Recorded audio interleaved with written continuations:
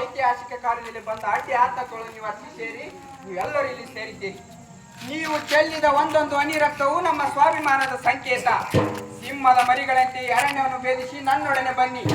ನಿಮಗಿರುವ ಭಯ ಆತಂಕವನ್ನು ತೊರೆದು ನನ್ನೊಡನೆ ಬನ್ನಿ. ಜಯ ನಮ್ಮದು, ಜಯ ನಮ್ಮದು.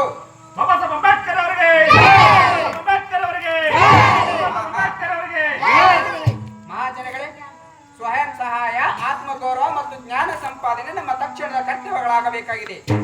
ಅಸಮಾನತೆಯ ಕಾರಣಗಳನ್ನು ಸರಿಯಾಗಿ ತಿಳಿದೇ ನಡೆಸುವ ಸತ್ಯಾಗ್ರಹ ಮನಸ್ಮೃತಿಯನ್ನು ಮನಸ್ಸುಗಳಿಂದ ಕಿತ್ತು ಒಗೆಯುವ ಕೆಲಸ ಮೊದಲು ಆಗಬೇಕಾಗಿದೆ. ನಮ್ಮ ಹೋರಾಟ ಹಿಂಸೆಯಿಂದ ಕೂಡಿರಬಾರದು. ಹಿಂಸೆಯನ್ನು ಅನಿವಾರ್ಯವಾದಾಗ ಬಳಸೋಣ. ಹಿಂಸೆ ಒಬ್ಬ ವ್ಯಕ್ತಿಯ ಕೊನೆ ಅಸ್ತ್ರವಾಗಬೇಕೇ ಹೊರತು ದೈನಂದಿನ ಅಸ್ತ್ರವಾಗಬಾರದು.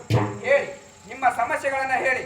ಸತ್ತ ಪ್ರಾಣಿಗಳಿಗೆ ಊರಿಂದ ಆಚರಣೆಗೆ ಹಾಕಿದಕ್ಕಾಗಿ ದಂಡ ವಿಧಿಸಿದ್ದಾರೆ ಸಾಹೇಬ್. ಅಂಗಡಿಗಳಿಂದ ದಿನಸಿ ಸಾಮಾನುಗಳು ಕೊಡದೆ ಉಪವಾಸ ಬೀಳುವಂತೆ ಮಾಡಿದ್ದಾರೆ ಸಾಹೇಬ್. ಈ ಕೆರೆ ನೀರು ಮುಟ್ಟುವ ಮೂಲಕ ನೀರು, ಗಾಳಿ, ಬದುಕು ನಮ್ಮ ಹಕ್ಕು ಎಂದು ಪ್ರತಿಪಾದಿಸಿದ್ದೇವೆ. ಇಂಥ ಹಕ್ಕುಗಳಿಗಾಗಿ ನಮ್ಮ ಹೋರಾಟ ಇನ್ನೆಷ್ಟು ಮೈಲಿಗಳು ಸಾಗಬೇಕಾಗಿದೆ.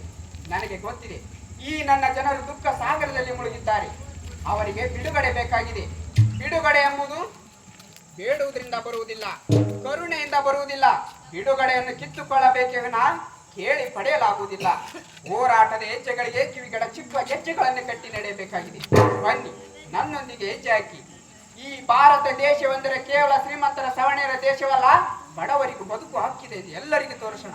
ಬನ್ನಿ, ಈ ಕೆರೆ ನೀರು ಮುಟ್ಟುವ ಮೂಲಕ ನಮ್ಮ ಹೊಸ ಬದುಕಿಗೆ ನಾಂದಿ ಆಡೋಣ.